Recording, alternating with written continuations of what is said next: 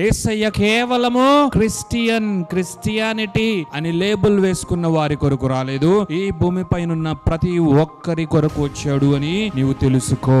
ఈ భూమి పైన నీవు మానవుడు అయి ఉంటే, మనిషిగా ఉంటే నీకు యేసుక్రీస్తు తప్పక కావాలి. యేసుక్రీస్తు నామం కావాలి, యేసయ్య రక్షణ కావాలి. యేసయ్య పాప క్షమాపణ మాత్రమే నిన్ను ప్రతి పాపము నుండి, అతిక్రమము నుండి, నీ యొక్క దుష్టత్వం నుండి, నీ యొక్క అపవిత్రత నుండి నిన్ను విడుదల చేయగలదు. యేసుక్రీస్తు రక్తమే ప్రతి పాపమును కడిగి వేస్తుంది అని జీవ గ్రంథమైన బైబిల్ సెలవిస్తూ ఉంది. కాబట్టి నీవు ఎవరైనా సరే, ఎలాంటి వాడివైనా సరే, దేనికి చెందిన వాడివైనా సరే, ఇప్పటి వరకు నీవు ఏం చేస్తున్నా సరే, యేసుక్రీస్తు నామం, యేసుక్రీస్తు రక్తం, యేసుక్రీస్తు త్యాగం, యేసుక్రీస్తు సిలువ కార్యం, యేసుక్రీస్తు రక్షణ విమోచన కార్యం నీకు కావాలి. ఇవన్నీ నీ జీవితంలో పని చేయాలి అంటే నీవు కేవలం యేసుక్రీస్తునందు విశ్వాసం ఉంచితే చాలు.